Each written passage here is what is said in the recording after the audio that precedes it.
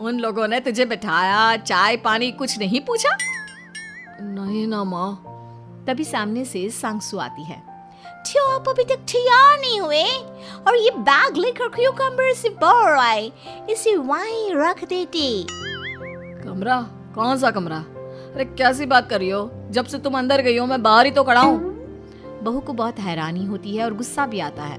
तभी उसका भाई और माँ आ जाते हैं। और सांगसू, अंदर खाना लग गया है।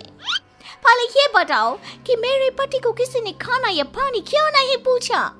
वो भारत से ससुराल पहली बार आया है, वो भी मेरे कहने पर। उनकी इज्जत क्यों नहीं की? देख बेटी, तूने जबरदस्ती जिद में शादी की थी तो हम लोगों ने कर दी, लेकिन अब तुम ये सोचो, पूरी चाइना में मैं इस इंडियन को अपना दामाद बताऊं? So sorry. हाँ सांगसू, और तुम भी चुप रहना, नहीं तो वो लोग मेरी शादी तोड़ देंगे। ओह, ऐसी बात है। कोई बात नहीं, मैं बाहर होटल में रह लेता हूँ। तुम वही करो जो ये लोग चाहते हैं। कैसी बात कर रहे हो? शादी के बाद पति जैसा भी हो, जो भी हो, पति होता है। वैसे भी तुम्हारे पूरे परिवार ने, सबने बिना सोचे मेरा साथ दिया, मुझे एक्सेप्ट किया, प्यार किया। मैं अपने देश में आपको अकेला कैसे छोड़ सकती हूँ? ये हिंदी फिल्म का ड्रामा बंद करो, मैं अभी अब बर्दाश्त नहीं करूँगी। चुपचाप अंदर चलो, नहीं तो ये शादी वादी यहीं खत्म करके इसे अकेले ही इंडिया जाना पड़ेगा।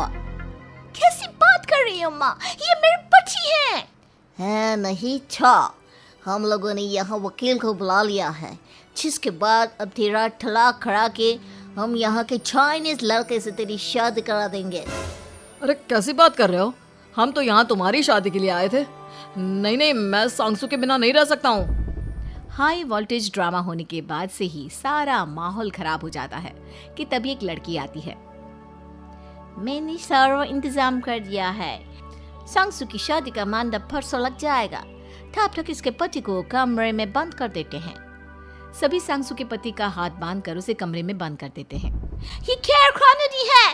आप लोग मेरे पति के साथ ऐसा नहीं कर सकते हैं। मैं किसी से शादी नहीं करूंगी, ये साफ बात है।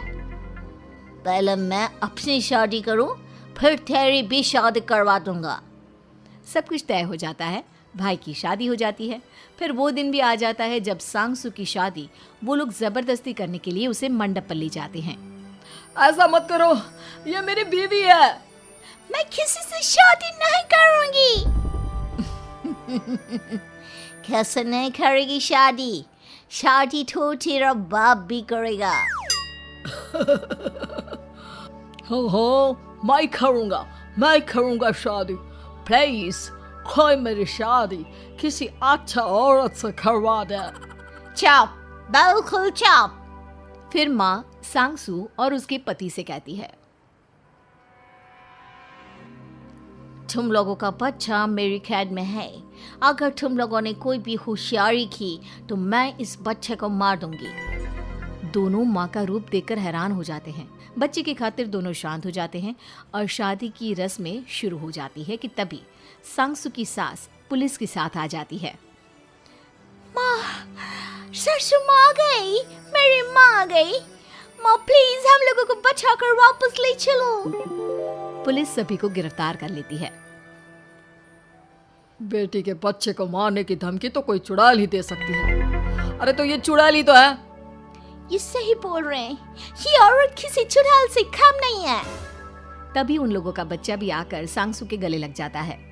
माँ, तू सही समय पर आ गई, लेकिन तुझे कैसे पता चला कि यहाँ ये सब हो रहा है?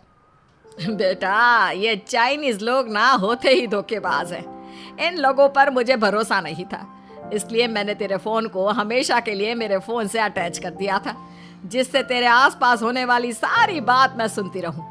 उस दिन भी मेरी तेरी बात हो रही थी तो तेरा फोन ऑन था, मैं सब समझ गई थी। मुझे माफ कर दो। नहीं, बिल्कुल नहीं। चलिए माँ जी, इंडिया वापस चलते हैं। आज के बाद मैं यहाँ कभी नहीं